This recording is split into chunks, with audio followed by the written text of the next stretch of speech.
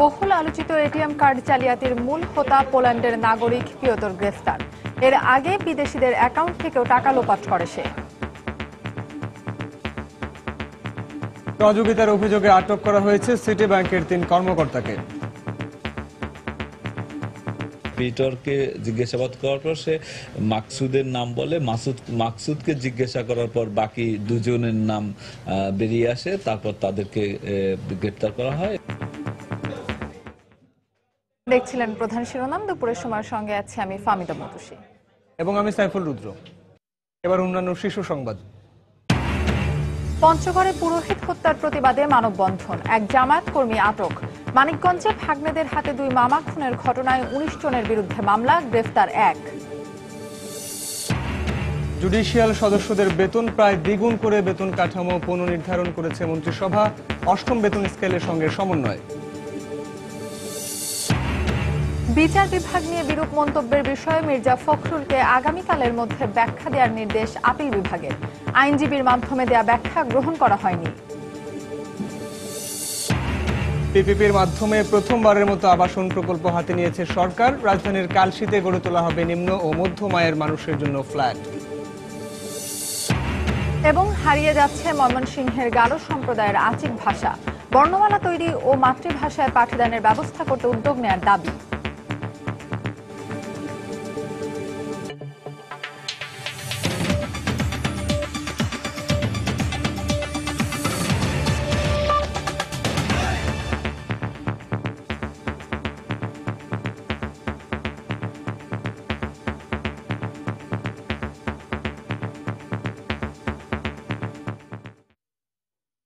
গ্রেফতার হয়েছে আলোচিত এটিএম কার্ড জালিয়াতির মূল হোতা।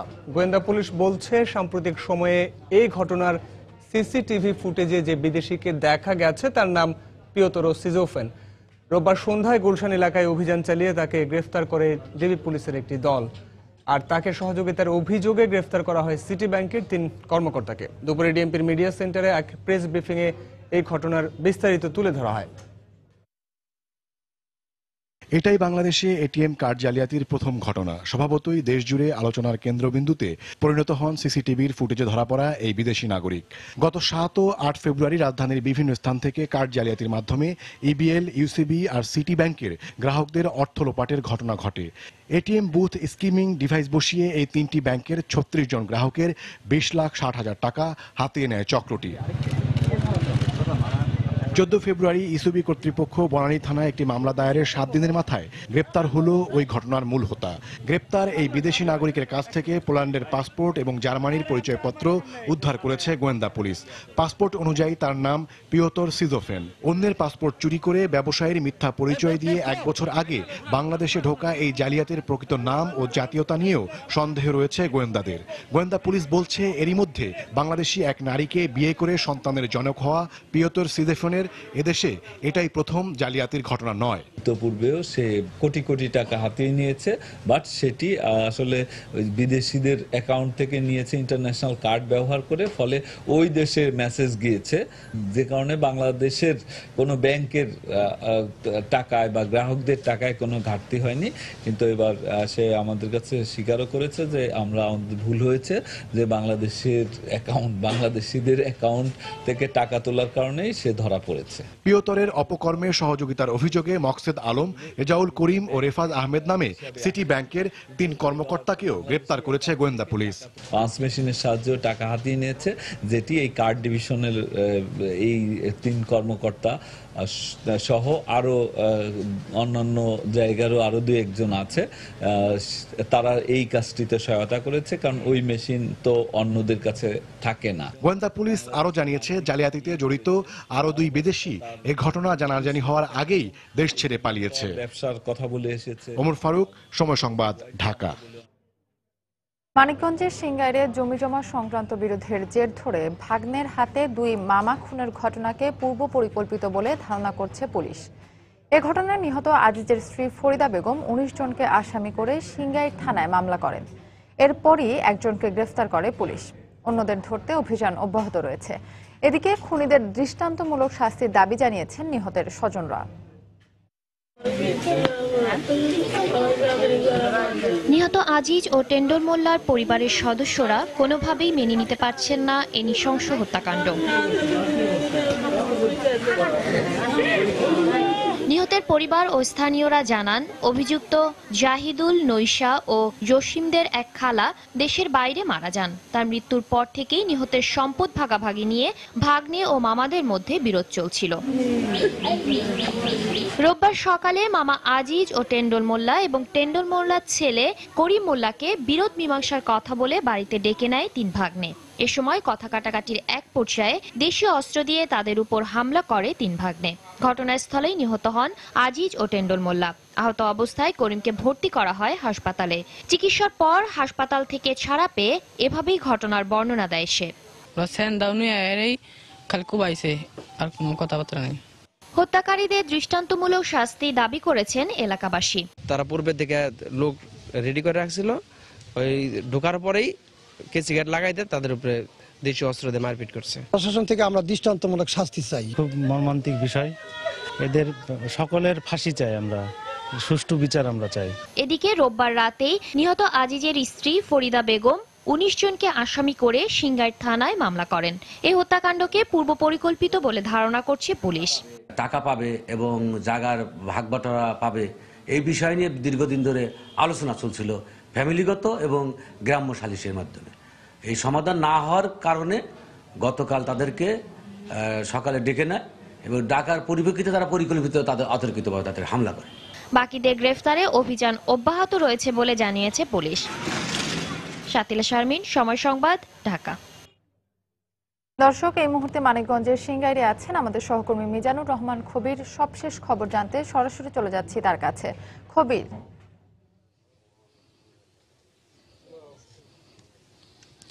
মানিকগঞ্জের সিংগাইরের যে গোবিন্দল গ্রাম, এই গ্রামে গতকাল যে মর্মান্তিক ঘটনা ঘটে, সেখানে দুজন নিহত, একজন আশঙ্কাজনক অবস্থায় হাসপাতালে ভর্তি আছে এবং এছাড়াও আরও ৫ জন আহত হয়েছে। তা আমরা সেই ঘটনাস্থলে এখন দাঁড়িয়ে আছি, অর্থাৎ যে ভাগ্নেদের বাড়িতে ডেকে এনে মামাদের নৃশংসভাবে খুন করা হয়, কুপিয়ে পিটিয়ে এবং অন্যান্য দেশীয় অস্ত্র দিয়ে তাদেরকে আঘাত করা হয়। এই কথাগুলো আমরা শুনছিলাম মূলত পরিবারের সদস্যদের কাছ থেকে।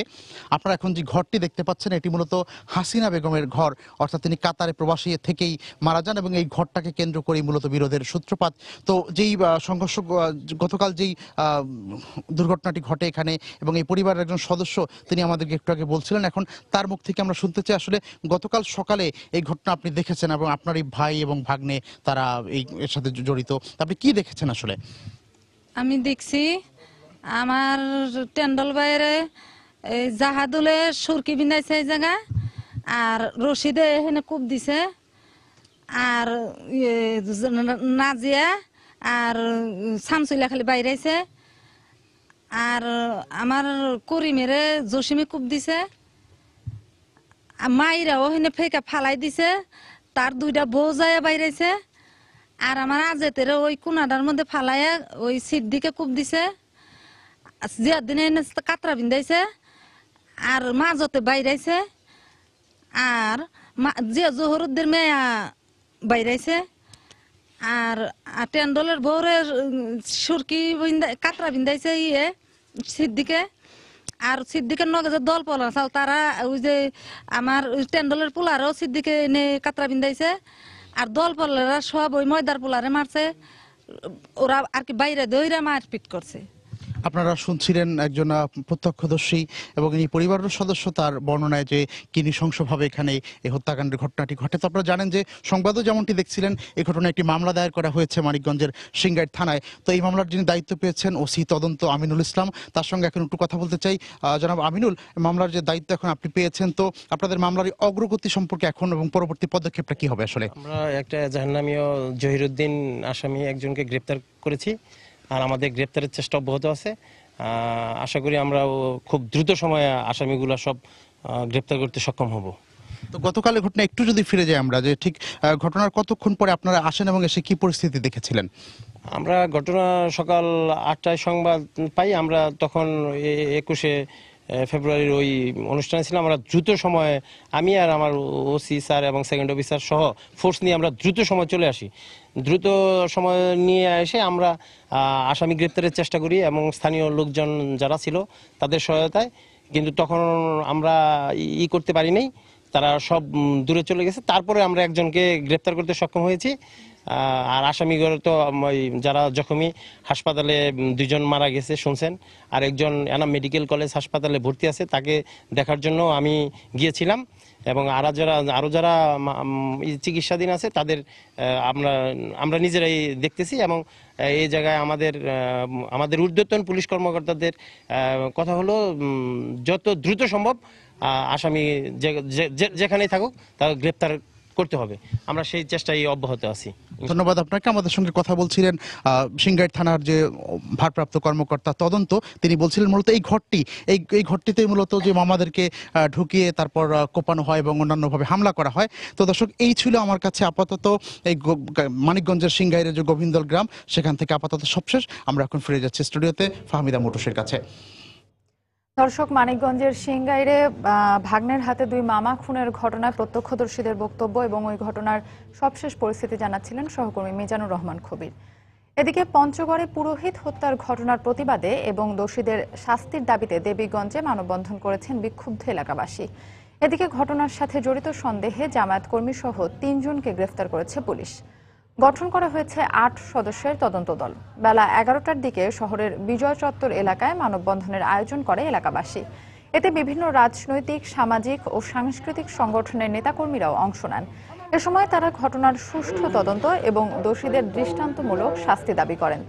পুলিশ জানায়, পুরোহিত হত্যার সঙ্গে জড়িত ব্যক্তিরা কালীগঞ্জ ও ভাওলাগঞ্জে অবস্থান করছে এমন সংবাদের ভিত্তিতে গতরাতে অভিযান চালায় তারা। এসব জায়গা থেকে 2 জেএমবি সদস্যকে গ্রেফতার করা হয়। পরে সকালে পৃথক অভিযানে এই হত্যাকাণ্ডের সঙ্গে জড়িত সন্দেহে জামায়াতের 1 কর্মীকে গ্রেফতার করে পুলিশ। এর আগে পুরোহিত হত্যার ঘটনায় তার ভাই বাদী হয়ে একটি হত্যা মামলা এবং পুলিশ বাদী হয়ে অস্ত্র ও বিস্ফোরক আইনে একটি মামলা দায়ের করেন। এদিকে এই ঘটনায় আহত পুরোহিতের সহযোগী গোপালের অবস্থা আশঙ্কামুক্ত বলে জানিয়েছেন কর্তব্যরত চিকিৎসক। সরকার অতি দ্রুত এই বিষয়ে পদক্ষেপ নেবেন এবং দ্রুত বিচার ট্রাইব্যুনালে এর বিচার হবে। অবিলম্বে এই দুষ্কৃতিকারীদের আইনের আওতায় এনে ফাঁসি দেওয়া হোক। ফাঁসির জন্য জোর দাবি জানাচ্ছি। আমরা তদন্ত করে দেখছি এবং আমরা আশা করছি আমরা ঘটনা ডিটেক্ট করতে পারবো এবং আসামিদেরকে, ক্রিমিনালদেরকে আমরা আইনের আওতায় আনতে সক্ষম হব। বাংলাদেশ জুডিশিয়াল সদস্যদের বেতন প্রায় দ্বিগুণ করে বেতন স্কেল পুনর্নির্ধারণ করেছে মন্ত্রিসভা। সকালে মন্ত্রিসভার নিয়মিত সাপ্তাহিক বৈঠকে এই অনুমোদন দেওয়া হয়। বৈঠকে উপস্থিত ছিলেন শিল্পমন্ত্রী আমির হোসেন আমু, বাণিজ্যমন্ত্রী তোফায়েল আহমেদ, কৃষিমন্ত্রী বেগম মতিয়া চৌধুরী সহ মন্ত্রিসভার সদস্যরা। বৈঠক শেষে মন্ত্রিপরিষদ সচিব মোহাম্মদ শফিউল আলম জানান, বৃক্ষ সংরক্ষণ আইন 2016 এর খসড়ার নীতিগত ও চা আইন 2016 এর খসড়ার চূড়ান্ত অনুমোদন দিয়েছে মন্ত্রিসভা।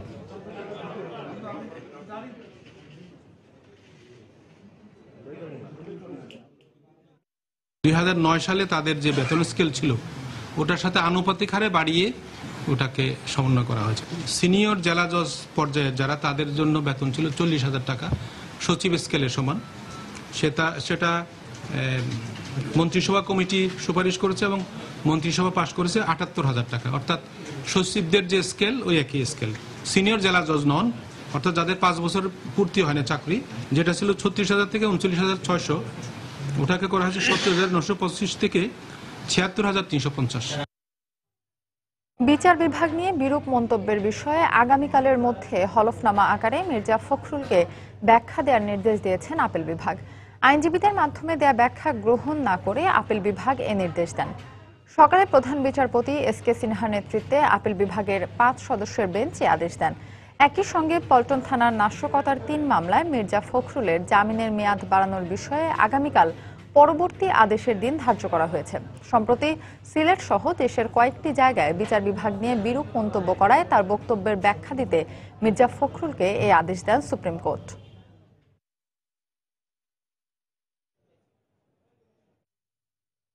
বিচার বিভাগকে হাতিয়ার করে মিথ্যা মামলায় সাধারণ মানুষকে হয়রানি করা হচ্ছে বলে অভিযোগ করেছেন বিএনপির স্থায়ী কমিটির সদস্য আসম হান্নান শাহ। তিনি বলেছেন, এভাবে চলতে থাকলে দেশের পরিস্থিতি আরো ভয়াবহ হবে। সকালে জাতীয় প্রেস ক্লাবে আয়োজিত এক আলোচনা অনুষ্ঠানে তিনি মন্তব্য করেন। একটা মামলা রুজু হলে বিচারক সাহেব দেখবেন এটা ম্যারিটস বা এটাতে উপাত্ত আছে কি না, তারপরে করবে। যারা জানেই না সরকার কি আর রাষ্ট্র কি, তাদের কথা শুনে নিরীহ নাগরিকদের হয়রানি করবেন এবং সেই হয়রানির অন্যতম ইনস্ট্রুমেন্ট বা যন্ত্র যদি বিচার বিভাগ হয়, তাহলে তো সে দেশের সাধারণ মানুষের ভবিষ্যৎ যে অন্ধকার, এতে বলার অপেক্ষা রাখে না। ইতিমধ্যেই অনেক সাবেক প্রধান বিচারপতি বলেছেন যেইভাবে দেশ চলছে এবং বিচার ব্যবস্থার যে অবস্থা, এতে করে অবশ্যই দেশের আরো ক্ষতি হবে। দুপুরের সময় আরো থাকছে বেতন বৈষম্য নিরসনের দাবিতে রাজধানীতে স্কুল কলেজের শিক্ষক সহ বিভিন্ন সরকারি কর্মচারীদের মানববন্ধন, দাবি মানা না হলে কঠোর আন্দোলনের হুঁশিয়ারি। এবং বেশ কয়েকবার তারিখ বদলেও নাগরিকদের হাতে স্মার্ট কার্ড তুলে দিতে পারেনি ইসি। দৃশ্যমান অগ্রগতি না থাকায় প্রকল্পের ভবিষ্যৎ নিয়ে শঙ্কিত বিশেষজ্ঞরা।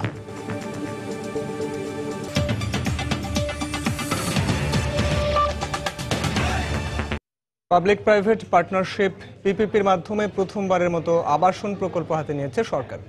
প্রাথমিকভাবে রাজধানীর কালশী এলাকায় 5 একর জমির উপর নিম্ন ও মধ্যম আয়ের মানুষের জন্য আবাসন ভবন গড়ে তোলা হবে। গৃহায়ন ও গণপূর্ত মন্ত্রী জানিয়েছেন, সব প্রক্রিয়া শেষে এই বছরই প্রকল্পের কাজ শুরু করা হবে। আর নতুন এই প্রকল্প বাস্তবায়ন হলে আবাসন শিল্পে নতুন মাত্রা যোগ হবে বলে মনে করছেন ব্যবসায়ীরা। আরো জানাচ্ছেন সানবির রূপল। 2 কোটি মানুষের ঢাকা শহরের বিস্তৃতি বাড়ছে প্রতিনিয়ত। মানুষের ঠাসা এই শহরে প্রতিদিনই তৈরি হচ্ছে ঘরবাড়ি, তবু সংকট কাটছে না আবাসনের। প্লট কিংবা ফ্ল্যাটের আকাশচুম্বী দামের কারণে অধরাই রয়ে যায় স্বপ্নের ঠিকানা। তবে এসব বিবেচনায় কালশীতে 5 একর জমির ওপর প্রথমবারের মতো আবাসন প্রকল্প বাস্তবায়ন করতে যাচ্ছে সরকার। সরকারের এই জমিতে আধুনিক সুবিধা রেখে পরিকল্পিতভাবে 10টি ভবনে মাঝারি আকারের ফ্ল্যাট নির্মাণ করবেন বেসরকারি আবাসন ব্যবসায়ীরা। এর মধ্যে দরপত্র নকশা যাচাই বাছাই করে 5টি প্রতিষ্ঠানকে নির্বাচন করা হয়েছে। বসবাসও থাকবে, সেখানে বাজারঘাটও থাকবে, সেই কম্বাইন্ড একটা চিন্তাধারা করেই এই নকশা টকশাগুলো করা হয়েছে। আবাসন খাতে এই ধারা নতুন মাত্রা যোগ করবে বলে মনে করে রিহাব। সরকারের যে সমস্ত বিল্ডিং বা ইমারত করছে, ওখানেও কিন্তু আমাদের আবাসন শিল্প মালিকদের অংশগ্রহণ করা দরকার। তারই একটা, আমি মনে করি একটা পূর্ব আবাস বলতে পারেন এটা। গৃহায়ন মন্ত্রী জানিয়েছেন, প্রকল্পটি শেষ হলে লটারির মাধ্যমে নিম্ন ও মধ্যম আয়ের লোকদের ফ্ল্যাট দেওয়া হবে। আমাদের নিজস্ব অর্থায়নে করছি এবং যেরকম 4 বছর অর্ধেক আর 16 বছর আর অর্ধেক টাকা দেবে। এটাই সহজ, যখনই টেন্ডার তারা পাবে তাদের ওয়ার্কটা দিয়ে যাবো আমরা এবং কাজ শুরু হয়ে যাবে। Within 3 months time we can give order. অর্থনীতিবিদরা বলছেন, কাঙ্ক্ষিত জনগোষ্ঠীকে স্বচ্ছতার ভিত্তিতে ফ্ল্যাট বুঝিয়ে দিতে পারলেই পিপিপির মাধ্যমে এই উদ্যোগ সফল হবে। কি মূল্যে ফাইনালি এই অ্যাপার্টমেন্টগুলো বিক্রি হবে সেটি শুরুতেই ঠিক করা, কখন বিক্রি হবে সেটি পরিষ্কার করা, তাহলে সেটিও কিন্তু নিশ্চিত করতে পারবে যে একটি নির্দিষ্ট দামে এগুলো এই অ্যাপার্টমেন্টগুলো ভোক্তাদের কাছে পৌঁছানো। ঢাকা শহরের 2/3 বেশি মানুষের নেই নিজস্ব আবাসন ব্যবস্থা। আবাসন সংকট নিরসনে পিপিপির মাধ্যমে এই কালশী এলাকায় সরকার যে আবাসন প্রকল্পটি হাতে নিয়েছে সেটি পুরোপুরি বাস্তবায়ন করা গেলেও হয়তো রাজধানীবাসীর আবাসন সংকট নিরসন সম্ভব নয়। তবে এই আবাসন প্রকল্পটির মাধ্যমে নিম্ন আয় এবং মধ্যম আয়ের লোকদের জন্য যদি ন্যূনতম দামে আবাসন ঠিকানা খুঁজে দেওয়া যায়, তাহলে হয়তো ভবিষ্যৎ আবাসন সংকট নিরসনে এই পিপিপি হতে পারে একটি ভালো মাধ্যম। সানবির রূপল, সময় সংবাদ, ঢাকা। দেখছেন দুপুরের সময়। দুরন্ত বাইসাইকেল, উড়ে চলো দুরন্ত গতিতে। ময়মনসিংহের গারো সম্প্রদায়ের আচিক ভাষা হারিয়ে যাচ্ছে। মাতৃভাষা রক্ষার জন্য সরকারি বেসরকারি কোনো পৃষ্ঠপোষকতা এবং নিজস্ব বর্ণমালা না থাকায় এমন অবস্থা হয়েছে বলে মনে করেন তারা। তাই এ ভাষায় বর্ণমালা তৈরি ও মাতৃভাষায় পাঠদানের ব্যবস্থা করতে উদ্যোগ নেয়ার দাবি গারো নেতাদের। তবে আশার কথা হলো, হালুয়াঘাটের একটি প্রাথমিক বিদ্যালয়ে গারো শিশুদের মাতৃভাষা শেখানো হচ্ছে। গারো ভাষার একটি অভিধানের কাজও প্রায় শেষ পর্যায়ে রয়েছে। হোসেন আলীর তোলা ছবি নিয়ে হারুনুর রশিদের রিপোর্ট। ময়মনসিংহ অঞ্চলে গারো সম্প্রদায়ের প্রবীণ সদস্যরা মাতৃভাষায় সাবলীলভাবে কথা বলতে পারলেও নতুন প্রজন্ম তাদের মাতৃভাষা আচিক প্রায় ভুলতে বসেছে। অনভ্যস্ততা ও সঠিক চর্চার পাশাপাশি নিজস্ব বর্ণমালা না থাকা এবং ভাষা রক্ষায় সরকারি বেসরকারি উদ্যোগের অভাবে এটি বিলুপ্তির পথে বলে মনে করেন অনেকে। ক্লাসমেটরা মুসলিম, তাদের সাথে বাংলা ভাষায় কথা বলতে হয়, তাই আমরা আমাদের গারো ভাষায় কথা বলতে পারি না।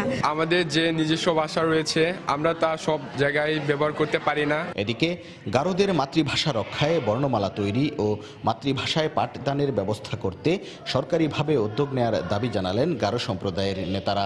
মাতৃভাষায় শিক্ষাদান চালু করা দরকার এবং প্রত্যেক স্কুলে ওই গারো ভাষায় আমাদের মাতৃভাষায় শিক্ষাপাঠ আরম্ভ করা দরকার। বর্ণমালা যাতে করে এখানে সংযুক্ত করা যায় এবং এটার জন্য সরকার বিশেষজ্ঞদের দ্বারা একটা কমিটি গঠন করে যাতে করে এটা উদ্যোগ নেয়, যাতে আমাদের মাতৃভাষাটা যেটা হারিয়ে না যায়। তবে হালুয়াঘাটের বিরুইডাকুনি প্রাথমিক বিদ্যালয়ের শিক্ষকরা নিয়মিত পাঠদানের পাশাপাশি গারো শিশুদের তাদের মাতৃভাষাও শিক্ষা দিচ্ছেন। আর এ ভাষায় একটি অভিধানের কাজও প্রায় শেষ পর্যায়ে রয়েছে বলে জানালেন এই গবেষক।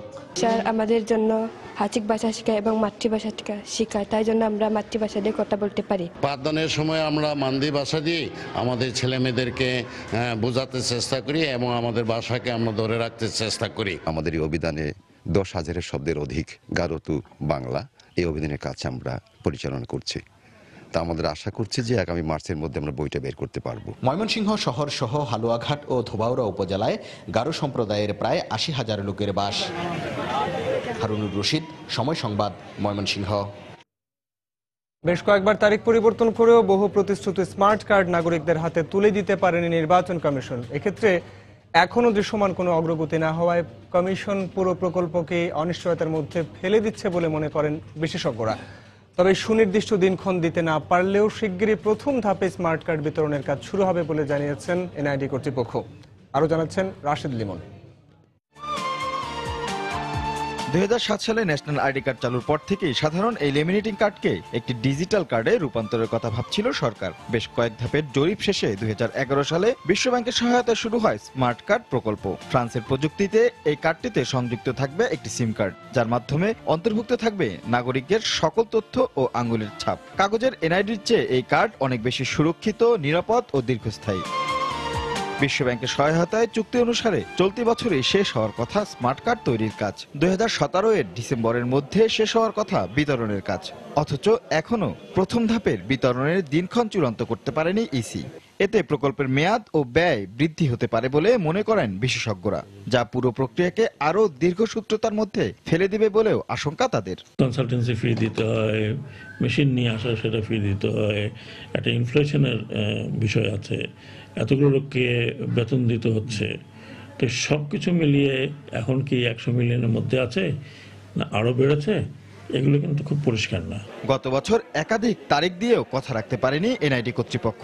তবে 2014 সালে হালনাগাদের পর ভোটার তালিকায় নতুন যুক্ত হওয়া প্রায় 44 লাখ এবং রাজধানী ঢাকার প্রায় 42 লাখ ভোটারের হাতে অল্প কিছু দিনের মধ্যেই স্মার্ট কার্ড তুলে দেওয়া হবে বলে জানিয়েছে তারা।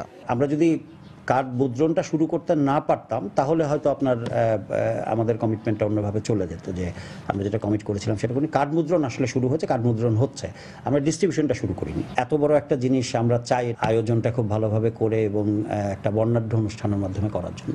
বিতরণের সময় 10 আঙ্গুলের ছাপ ও রেটিনার ভেতরের ছবি অন্তর্ভুক্ত করার পরিকল্পনার কথাও রয়েছে বলে জানান তিনি। রাশেদ লিমন, সময় সংবাদ, ঢাকা। রাজধানীর দক্ষিণখানে এক তরুণীকে গণধর্ষণের অভিযোগে 5 জনকে গ্রেফতার করা হয়েছে। পুলিশ জানায় গত শনিবার বিকেলে ওই তরুণীকে বেড়ানোর কথা বলে নিয়ে যায় তার কথিত প্রেমিক স্বাধীন। পরে রাতে দক্ষিণখান এলাকায় এক বন্ধুর বাসায় তাকে নিয়ে যায় স্বাধীন। সেখানে প্রথমে স্বাধীন ও পরে তার বন্ধু ওই তরুণীকে ধর্ষণ করে। মেয়েটি চিৎকার করলে পাশের বাসার আরও 2 যুবক এসে মেয়েটিকে ধর্ষণ করে। কৌশলে সেখান থেকে বেরিয়ে মেয়েটি বাদী হয়ে 7 জনকে আসামি করে দক্ষিণখান থানায় একটি ধর্ষণ মামলা দায়ের করেন। এরপর রাজধানীর বিভিন্ন স্থানে গতকাল দিনভর অভিযান চালিয়ে স্বাধীন সহ 5 জনকে গ্রেফতার করে পুলিশ। এদিকে গুরুতর অবস্থায় মেয়েটি ঢাকা মেডিকেল কলেজ হাসপাতালে চিকিৎসাধীন রয়েছেন।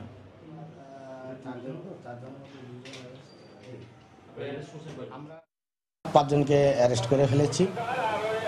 আমাদের ভিকটিমকেও আমরা মেডিকেল পরীক্ষার জন্য ঢাকা মেডিকেল কলেজ হাসপাতালে প্রেরণ করেছি। বাকিটুকু আমাদের এখন তদন্ত চলতেছে। ধর্ষণ করার পরে তাকে আবার হুমকি দেওয়া হয়েছে যে তুমি যদি এটা পুলিশকে জানাও তাহলে তোমার সমস্যা হতে পারে। দুপুরের সময় আরো থাকছে। 3 বছর পর স্বয়ংক্রিয় পদ্ধতির মশা নিধন যন্ত্রের প্যাটেন্ট স্বীকৃতি পেলেন চট্টগ্রামের তরুণ প্রযুক্তিবিদ। ভূমিকা রাখতে চান জিকা ভাইরাস প্রতিরোধে। এবং শারীরিক প্রতিবন্ধীদের শ্রম ও কর্মদক্ষতাকে কাজে লাগিয়ে লাভজনক অবস্থানে মৈত্রী শিল্প, প্রতিবন্ধীদের বড় পরিসরে কাজের সুযোগ সৃষ্টির তাগিদ।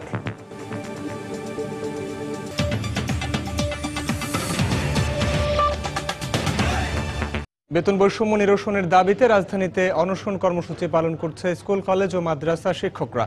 পাশাপাশি শিক্ষানীতি বিরোধী প্রজ্ঞাপন বাতিল করার দাবি জানিয়েছেন তারা। এছাড়া ঘোষিত গ্রেড বাস্তবায়নের দাবিতে মানববন্ধন করেছেন বিভিন্ন সরকারি প্রতিষ্ঠানের কর্মচারীরা। দ্রুত বৈষম্য নিরসন না হলে দেশব্যাপী লাগাতার কঠোর আন্দোলনের হুঁশিয়ারি দিয়েছেন তারা। আমার মেয়ের উত্তর দিতে পারি না যে মা আগে তুমি খাবার নিয়ে ঘরে ফিরতে, আর এখন তুমি কিছু নিয়ে আসো না, তুমি কেমন চাকরি করো? গত 5 বছর ধরে একটি কলেজে শিক্ষিকার দায়িত্ব পালন করলেও নিজের সন্তানের শিক্ষা আর যোগ্য নাগরিক করে গড়ে তোলার বিষয়টি যেন অনেকটাই অস্পষ্ট এই শিক্ষকের কাছে। দেশের বিভিন্ন শিক্ষা প্রতিষ্ঠানের অনেক শিক্ষক বেতন বৈষম্য নিরসনের দাবিতে সোমবার আমরণ অনশন শুরু করেছেন জাতীয় প্রেস ক্লাবের সামনে। গত 3 বছর যাবৎ 2000 টাকার উপরে কোনো বেতন পাই নাই। 13 নভেম্বর 2011 খ্রিস্টাব্দে শিক্ষা মন্ত্রণালয় কর্তৃক জারিকৃত প্রজ্ঞাপনটি বাতিল করে সৃষ্ট পদে নিয়োগপ্রাপ্ত সকল শিক্ষকদের এমপিভুক্তির নির্দেশ প্রদান করতে হবে।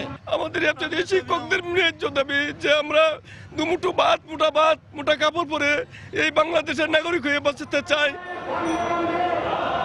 এছাড়া বিভিন্ন শিক্ষা প্রতিষ্ঠান ও পেশাজীবী সংগঠন জাতীয় প্রেস ক্লাবের সামনে জড়ো হয়ে একই দাবিতে মানববন্ধন করে। বেতন বৈষম্য দূর না করা হলে কঠোর আন্দোলনে যাওয়ার হুঁশিয়ারিও দেন তারা। এই 10ম গ্রেড বেতন স্কেল উন্নীতের ঘোষণাটা এখনো বাস্তবায়িত হয় নাই। এটা শুধু বাস্তবায়নের জন্যই আজকে আমরা মাঠে নামতে বাধ্য হয়েছি। মাঠ থেকে আমরা রাজপথে নেমে চলে এসেছি। এদিকে ডিপ্লোমা প্রকৌশলীদের বেতন বৈষম্য নিরসনের দাবিতে সংবাদ সম্মেলন করে ইনস্টিটিউট অব ডিপ্লোমা ইঞ্জিনিয়ার্স। বেতন বৈষম্য দূর করা ছাড়াও নিয়ম অনুযায়ী গ্রেড নির্ধারণের দাবি জানান তারা। এই বেতন বৈষম্যমূলক যে সুপারিশ প্রকাশিত হয়েছে তা সংশোধন করা হোক। রাষ্ট্রের 94% ওয়ার্কফোর্সকে ডিপ্রাইভ করে উন্নয়ন, উৎপাদন, সমৃদ্ধি সম্ভব নয়। সেলিয়া সুলতানা, সময় সংবাদ, ঢাকা। বিমান বাহিনীর সদর দপ্তরে বাংলাদেশ বিমান বাহিনীর প্রধান আবু এসরারের সঙ্গে সৌজন্য সাক্ষাৎ করেছেন ভারতীয় বিমান বাহিনীর প্রধান এয়ার চিফ মার্শাল অরূপ রাহা। এ সময় তিনি বিমান বাহিনীর প্রধানের সঙ্গে কুশল বিনিময়ের পাশাপাশি পারস্পরিক স্বার্থ সংশ্লিষ্ট বিষয়ে আলোচনা করেন। এছাড়াও তারা বাংলাদেশ ও ভারতের সশস্ত্র বাহিনীর মধ্যকার সম্পর্ক জোরদার করার জন্য পারস্পরিক সহযোগিতা অব্যাহত রাখার ব্যাপারে একমত হন। এর আগে সকালে স্বাধীনতা যুদ্ধে শহীদ সশস্ত্র বাহিনীর সদস্যদের প্রতি সম্মান জানাতে সেনানিবাসে শিক্ষা ও নির্বাণে পুষ্পস্তবক অর্পণ করেন ভারতীয় বিমান বাহিনীর প্রধান।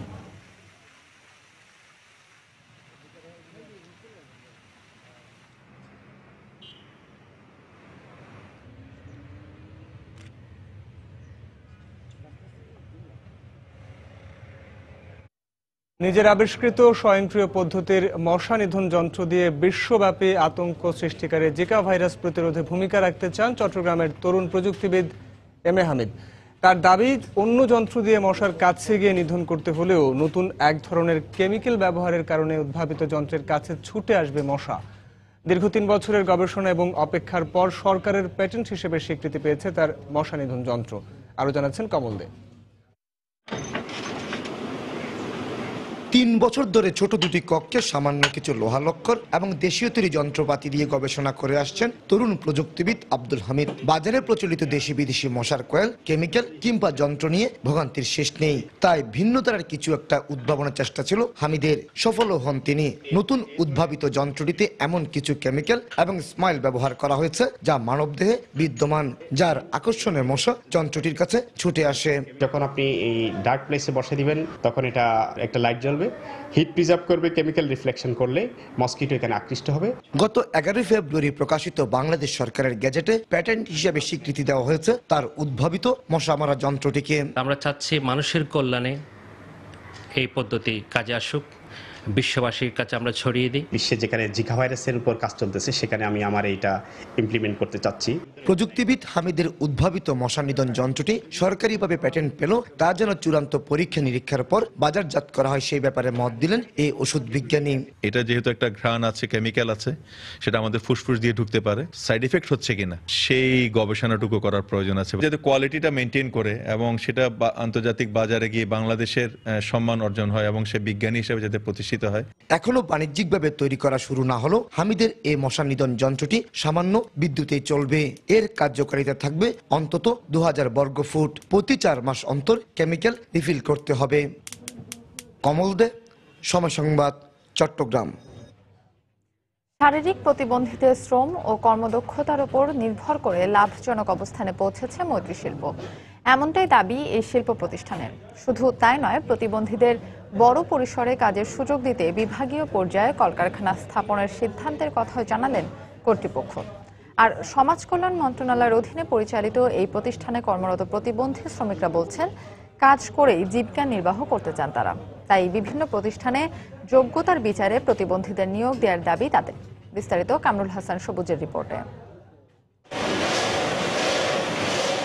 ঝিনাইদহের ওয়ালিউর রহমান জন্মের পর পোলিও আক্রান্ত হয়ে হারিয়ে ফেলেন স্বাভাবিক হাঁটা চলার ক্ষমতা। এরপর নিজের সীমাবদ্ধতা মেনে নিয়ে বেঁচে থাকার তাগিদে শুরু করেন জীবিকার সন্ধান।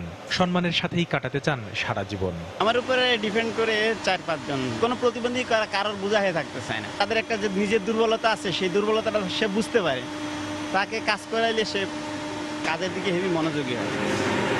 ওয়ালিয়রের মতো শারীরিক প্রতিবন্ধীদের কাজের সুযোগ করে দিতেই 1983 সালে গাজীপুরের টঙ্গীতে যাত্রা শুরু মৈত্রী শিল্পের, যেখানে কর্মরত প্রতিবন্ধী শ্রমিকরাই প্রস্তুত করছেন 70 রকম প্লাস্টিকের পণ্য সহ ভিভিআইপি ব্র্যান্ড খ্যাত বোতলজাত খাবার পানি মুক্তা।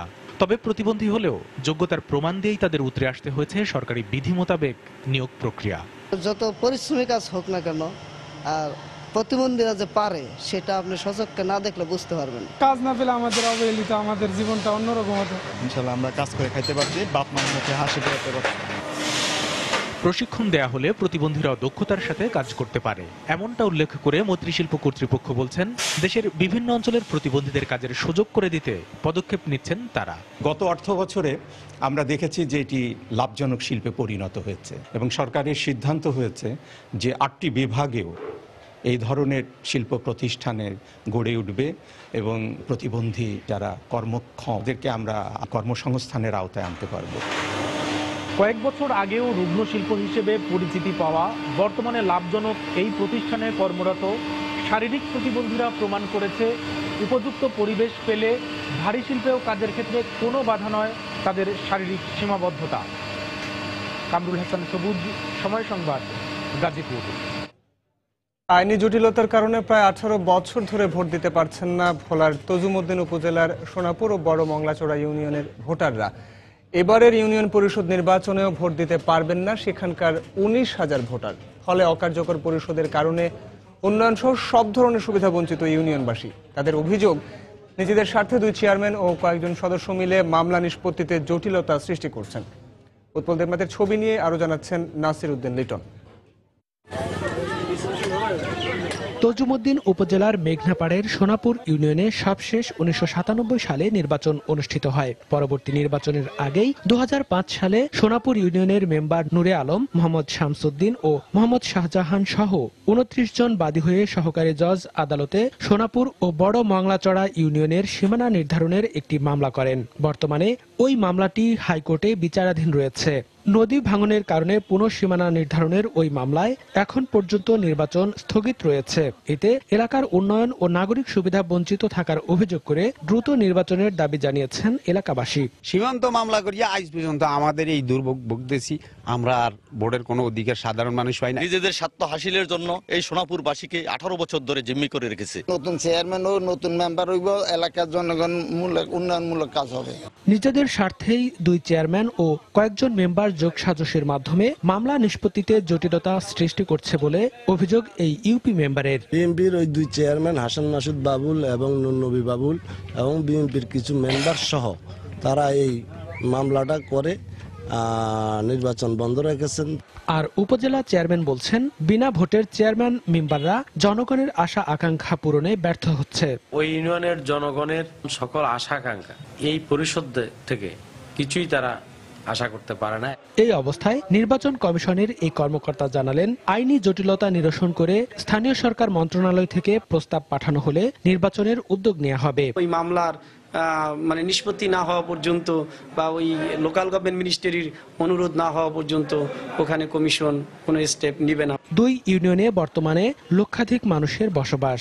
এর মধ্যে সোনাপুর ইউনিয়নে 14,000 ও বড় মংলাচড়ায় 4,500 ভোটার রয়েছেন। সময় সংবাদ, ভোলা। মানিকগঞ্জে যাত্রীবাহী বাসের গ্যাস সিলিন্ডার বিস্ফোরণে 10 জন দগ্ধ হয়েছেন। এদের মধ্যে 4 জন এখনো হাসপাতালে চিকিৎসাধীন রয়েছেন। পুলিশ ও প্রত্যক্ষদর্শীরা জানান, বেলা 11টার দিকে ঢাকা-আরিচা মহাসড়কের তরা এলাকায় এই দুর্ঘটনাটি ঘটে। পাটুরিয়াগামী এনএনবি পরিবহনের একটি বাস নিয়ন্ত্রণ হারিয়ে রাস্তার পাশে একটি গাছে ধাক্কা দেয়। এ সময় বাসের গ্যাস সিলিন্ডারে আগুন ধরে যায়। তাৎক্ষণিকভাবে আহতদের উদ্ধার করে মানিকগঞ্জ সদর সহ বিভিন্ন হাসপাতালে ভর্তি করা হয়। পরে ঘটনাস্থলে গিয়ে আগুন নিয়ন্ত্রণে আনে ফায়ার সার্ভিস।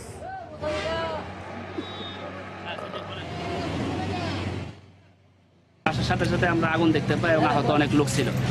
তো আগুন, অনেক মানুষ আগুন আহত হয়েছে, আগুনে পুড়ে গেছে। আর এখানে আগুনের কারণটা খুব সম্ভবত আগে থেকে সিলিন্ডারটা লিক ছিল। যথাযথ মর্যাদায় ফ্রান্সের রাজধানী প্যারিসে আন্তর্জাতিক মাতৃভাষা দিবস পালন করা হয়েছে। এক র্যালির পর প্যারিসের অস্থায়ী শহীদ মিনারে ফুল দিয়ে শহীদদের প্রতি শ্রদ্ধা নিবেদন করেন প্রবাসী বাঙালিরা। শ্রদ্ধা নিবেদনে অংশ নেয় প্রবাসী বাংলাদেশিদের বিভিন্ন সামাজিক ও সাংস্কৃতিক সংগঠন। 21-এর চেতনাকে সবসময় মনে প্রাণে লালন করে আগামীর বাংলাদেশ ও ভবিষ্যৎ প্রজন্মের কাছে গৌরবের বাংলাকে তুলে ধরার বিকল্প নেই বলে মনে করেন প্রবাসীরা। শুধুমাত্র 21শে ফেব্রুয়ারিতে নয়, বরং বছর জুড়েই বাংলা ভাষাকে বুকে লালন করার আহ্বান জানিয়েছেন ফ্রান্স প্রবাসী চিত্রশিল্পী শাহাবুদ্দিন আহমেদ। এছাড়া ভাষা আন্দোলনের স্বাধীনতা সংগ্রামের মূল চাবিকাঠি ছিল বলেও মন্তব্য করেন তিনি।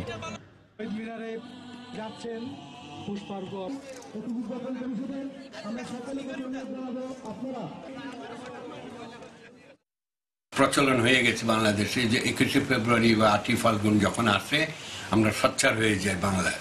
যেহেতু বাংলাদেশ হয়ে গেছে, বাংলাদেশের মূল সবাই তো জানে চাবিকাঠি ছিল আমাদের বাংলা ভাষা। মাতৃভাষাকে আঘাত যখন করেছে পাকিস্তানিরা, তখন ওইটাই মূল সূত্র। কিন্তু এইটা ধরে আমাদের স্বাধীনতার মুক্তিযুদ্ধ তাল ভাবে এরপর স্বাধীনতা হয়, বাংলাদেশ স্বাধীন হয়ে যায়।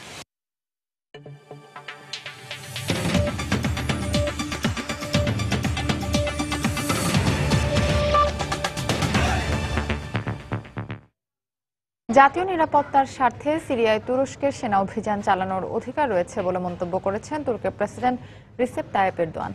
অন্যদিকে সৌদি যুবরাজ তুর্ক আল ফয়সাল বলেছেন, সিরিয়ায় আইএস দমনে মার্কিন বিমান হামলা যথেষ্ট নয়, তাই সেখানে জঙ্গি নির্মূলে স্থল অভিযান পরিচালনা করা উচিত। এদিকে সিরিয়ার রাজধানী দামেস্ক ও হোমস শহরে সিরিজ বোমা হামলায় নিহতের সংখ্যা বেড়ে 140 জনে দাঁড়িয়েছে। আহত হয়েছেন 250-রও বেশি বেসামরিক নাগরিক। হামলার দায় স্বীকার করেছে উগ্রপন্থী জঙ্গি গোষ্ঠী আইএস। রোববার পরপর দুটি গাড়ি বোমা হামলায় কেঁপে ওঠে সিরিয়ার হোমস শহরের আল জাহরা জেলার আবাসিক এলাকা। মুহূর্তেই নরকে পরিণত হয় আলাউইত অধ্যুষিত গোটা এলাকা। আহতদের চিৎকারে ভারী হয়ে ওঠে সেখানকার পরিবেশ। নিহত হয় প্রায় 50 জন আর আহত হন 100-রও বেশি নাগরিক। কয়েক ঘন্টা পরেই রাজধানী দামেস্কের উপকণ্ঠে শিয়া অধ্যুষিত সাইদা জয়নাব এলাকায় পরপর 4টি আত্মঘাতী গাড়ি বোমা হামলা হয়। সেখানেও নিহত হয় বহু মানুষ। এক্ষেত্রেও হামলা শিকার বেসামরিক নাগরিকেরা। আমার চোখের সামনেই ঘটনাটা ঘটে। একটা লোক দেখতে দেখতে বোমায় নিজেকে উড়িয়ে দিল। কি হচ্ছে এসব কিছুই বুঝতে পারছি না। সিরিয়ার রাষ্ট্রীয় গণমাধ্যম সানা ও আন্তর্জাতিক পর্যবেক্ষণ সংস্থাগুলো জানায়, হোমস ও দামেস্কে হামলায় এ পর্যন্ত মোট নিহতের সংখ্যা প্রায় 150। রোববার রাতে আইএস সংশ্লিষ্ট সংবাদ সংস্থা আমাকে দুটি হামলারই দায় স্বীকার করে বিবৃতি দেওয়া হয়। এর আগে গেল মাসে সাইদা জয়নাবের মাজারে আইএসের বোমা হামলায় প্রাণ হারান 71 জন। গেল কিছুদিনে রুশ বিমান হামলার সহায়তায় সিরীয় সরকারি বাহিনীর অগ্রাভিযানের জবাবে আইএস এসব হামলা চালাচ্ছে বলে আন্তর্জাতিক গণমাধ্যমের ধারণা। এর আগে শনিবার সিরীয় প্রেসিডেন্ট বাশার আল আসাদ স্প্যানিশ পত্রিকা এল পাইসকে দেয়া এক সাক্ষাৎকারে বলেন, সন্ত্রাসীদের অনেকাংশে দমন করায় বসবাসের জন্য বর্তমানে সিরিয়া আগের চেয়ে অনেক নিরাপদ। প্রেসিডেন্টের এমন বক্তব্যের পরদিন এই দুই হামলার ঘটনা ঘটল। আমরা চাই যারা সন্ত্রাসী ও জঙ্গিদের ভয়ে ঘরবাড়ি ছেড়ে চলে গিয়েছিল তারা ফিরে আসুক। তাদেরকে সাদর অভ্যর্থনা জানানো হবে। শুধু সন্ত্রাসী ছাড়া বাকি সবার জন্য সিরিয়া একটি নিরাপদ দেশ। এদিকে সিরিয়ায় আইএস জঙ্গি দমনে মার্কিন জোটের বিমান হামলা যথেষ্ট নয় বলে মন্তব্য করে সৌদি যুবরাজ তুর্কি আল আল ফয়সাল বলেছেন, আইএসের হত্যা আর ধ্বংসযজ্ঞ বন্ধ করতে আন্তর্জাতিক সম্প্রদায়ের এখনই সিরিয়ায় স্থল অভিযান চালানো উচিত। সম্প্রতি মার্কিন জোটের দেশগুলো রাজি থাকলে সিরিয়ার সেনা অভিযান চালানোর আগ্রহ প্রকাশ করে সৌদি আরব। তুরস্কের প্রেসিডেন্ট রিসেপ তাইপ এরদোয়ান তুর্কি সংবাদ মাধ্যম হুরিয়াতকে দেয়া এক সাক্ষাৎকারে বলেছেন, সিরিয়ায় আশ্রয় নিয়ে সন্ত্রাসীরা তুরস্কে হামলা চালাচ্ছে, তাই সেখানে অভিযান পরিচালনার অধিকার রয়েছে তার দেশের। জাতীয় নিরাপত্তার স্বার্থে যে কোনো দেশে হামলা চালাতে তুর্কি সামরিক বাহিনীও প্রস্তুত রয়েছে বলে হুঁশিয়ারি উচ্চারণ করেন তিনি। এ পরিস্থিতিতে সিরীয় সেনাবাহিনীর দাবি, উত্তর পশ্চিমাঞ্চলীয় আলেপ্পো প্রদেশের 6টি গ্রাম আইএসের কাছ থেকে পুনরুদ্ধার করেছে এবং তাদের অভিযানে অন্তত 50 জঙ্গি নিহত হয়েছে। এছাড়া 2 বছর পর আইএসের কাছ থেকে প্রদেশটির পূর্বাঞ্চলে কৌশলগতভাবে গুরুত্বপূর্ণ আলেপ্পো থার্মাল পাওয়ার স্টেশন উদ্ধারের কথাও জানানো হয়েছে। রঞ্জন শুভ্র, সময় সংবাদ।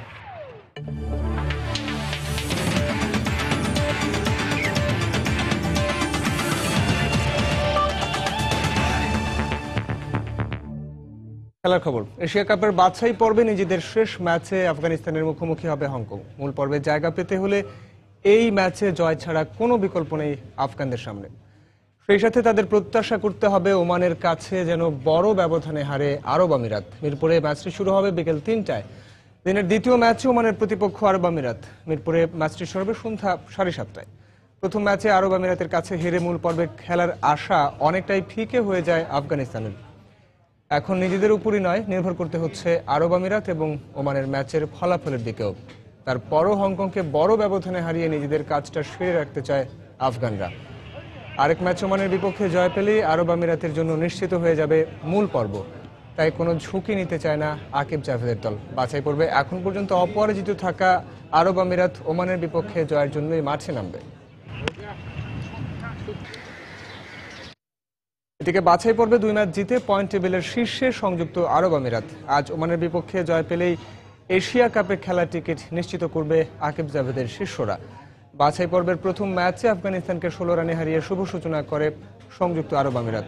পরের ম্যাচে হংকংয়ের বিপক্ষে 6 উইকেটের জয় তুলে 4 পয়েন্ট নিয়ে টেবিলের শীর্ষস্থান দখল করে ইউএই। আর ব্যাটিং বোলিং পরিসংখ্যানেও আছে আমিরাতের রাজত্ব। 2 ম্যাচে 5 উইকেট নিয়ে মোহাম্মদ নাভিদ আছেন সর্বোচ্চ উইকেট শিকারীর তালিকায়। 87 ও 77 রান নিয়ে সর্বোচ্চ রান সংগ্রাহকের তালিকায় যথাক্রমে 2 ও 4-এ আছেন আরও 2 ইউএই ক্রিকেটার রোহান মুস্তফা ও মোহাম্মদ শাহজাদ। তবে ওমানের বিপক্ষে 60 বলে 122 রানের দানবীয় এক ইনিংস সহ 2 ম্যাচে মোট 176 রান নিয়ে সর্বোচ্চ রান সংগ্রাহক হংকংয়ের বাবর হায়াত। হংকংয়ের বিপক্ষে ওমানের 5 উইকেটে 180 রান, বাছাই পর্বে এখন পর্যন্ত সর্বোচ্চ দলীয় সংগ্রহ। ইনজামামুল হক 1992 সালের বিশ্বকাপ জয়ে পাকিস্তান দলের সব থেকে তরুণ ব্যাটসম্যান। একদিনের ক্রিকেটে 11,000 রানের ক্লাবের অন্যতম সদস্য এবং পাকিস্তানের হয়ে সর্বোচ্চ রানের মালিক তিনি। টেস্টে পাকিস্তানের হয়ে তৃতীয় সর্বোচ্চ রানের মালিকও ইনজামাম। সময় সংবাদের সাথে একান্ত সাক্ষাৎকারে সাবেক এই পাকিস্তান অধিনায়ক জানালেন, ক্রিকেটে বাংলাদেশের এই নবজোয়ারে এগিয়ে যাচ্ছে এশিয়ার ক্রিকেট। সময়টা 1992 সাল। পাকিস্তান ক্রিকেটে 22 বছর বয়সী তরুণ টকবকে ইনজামামুল হক খানিকটা আলসে ভঙ্গিমায় 37 বলে 62 রান করে স্বাগতিক নিউজিল্যান্ডকে ছিটকে দেয় ফাইনালে ওঠার লড়াই থেকে। সেই ইনজি বিশ্বকাপ জয়ের অনেকটা কৃতিত্ব দিলেন তৎকালীন অধিনায়ক ইমরান খানকে। সাথে জানালেন 99 বিশ্বকাপের ফাইনালে হারার আফসোসের কথা। তখন দলে ঐক্য ছিল কিছু করে দেখানোর প্রেরণা। আমার ভাগ্যটাও সহায় ছিল, যেদিকেই মারছিলাম দারুণ টাইমিং হচ্ছিল। ইমরান খানকে আমি এজন্য ধন্যবাদ দেব। তবে টিম কম্বিনেশনে আমাদের সেরা দল ছিল 1999 সালে। আফসোস হয় এমন দল নিয়েও জিততে পারিনি আমরা। मेरे ऊपर भी प्रेशर था। ওয়ানডে ক্রিকেটে 11,000 ক্লাবের সদস্য এই পাকিস্তানি ব্যাটসম্যান। পাকিস্তানের হয়েও সর্বোচ্চ ওয়ানডে রানের মালিক ইনজি। তবু আক্ষেপ, ক্যারিয়ার শেষ টেস্টে 3 রানের জন্য টপকাতে পারেননি জাভেদ মিয়াঁদাদকে। আপনি কান্ট্রিজ কি তরফ সে আমার ভালো লাগে যখন নিজের নামটা সবার উপরে দেখি। টেস্টেও আমি এমন কিছু করে দেখাতে পারতাম, কিন্তু একটা শট যে আমার ভাগ্যের বিপরীতে যাবে আমি ভাবিনি। ইনজামামের জীবনে পাকিস্তানের কোচ বব উলমারের অনুপ্রেরণা অনেক বড়। উলমার যখন কোচ হিসেবে নিয়োগ পান, সমসাময়িক সময়েই অধিনায়কের গুরু দায়িত্বটা পান ইনজামাম। 2000 2007 বিশ্বকাপে সেই ভয়াল স্মৃতি ইঞ্জির মনকে আজও কাতর করে। Bob Woolmer as a coach appoint হুয়া থা। বব আমার জীবনের বড় অংশ জুড়ে আছেন, থাকবেন। আমি যখন জাতীয় দলের অধিনায়কত্ব পাই তখন তিনি আমার দলের দায়িত্ব নেন। তার চলে যাওয়ার সময়গুলো যে কিভাবে কাটে সেটা ভাষায় বোঝানো আমার জন্য কষ্টকর। दोनों की बड़ी अच्छी अंडरस्टैंडिंग थी। বিশ্ব ক্রিকেটে বাংলাদেশের উত্থান সম্পর্কেও বললেন এই সাবেক পাকিস্তান অধিনায়ক। জানালেন বাংলাদেশের এই জাগরণে উদ্দীপ্ত হয়ে সামনের দিনগুলোতে আরো এগিয়ে যাবে এশিয়ার ক্রিকেট। बहुत ইমপ্রুভ किया। বাংলাদেশ গত কবছর ধরে দারুণ খেলছে। তাদের এই অগ্রগতি আরব আমিরাত, আফগানিস্তানের মতো দলগুলো এখন আরো আগ্রহী হচ্ছে। সামনের দিনে ক্রিকেট শুধু এশিয়ান দেশগুলোই শাসন করবে বলে আমার দৃঢ় বিশ্বাস। বাংলাদেশ ওয়ালে জিতে হ্যাঁ। রায়হান মাসুদ, সময় সংবাদ, ঢাকা। দুপুরের সময় এই পর্যায়ে শীর্ষ সংবাদ জানিয়ে দিচ্ছি আরেকবার। এটিএম কার্ড জালিয়াতির মূল হোতা পোল্যান্ডের নাগরিক প্রিয়তর গ্রেফতার। এর আগে বিদেশিদের টাকা লোপাট করে সে আটক করা হয়েছে সিটি ব্যাংকের 3 কর্মকর্তাকেও। পঞ্চগড়ে পুরোহিত হত্যার প্রতিবাদে মানববন্ধন, এক জামায়াত কর্মী আটক। মানিকগঞ্জে ভাগ্নেদের হাতে 2 মামা খুনের ঘটনায় 19 জনের বিরুদ্ধে মামলা, গ্রেফতার 1। বিচারকদের বেতন প্রায় দ্বিগুণ করে বেতন কাঠামো পুনর্নির্ধারণ করেছে মন্ত্রিসভা, 8ম বেতন স্কেলের সঙ্গে সমন্বয়।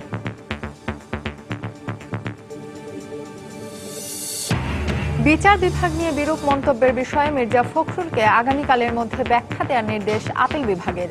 আইনজীবীর মাধ্যমে দেয়া ব্যাখ্যা গ্রহণ করা হয়নি।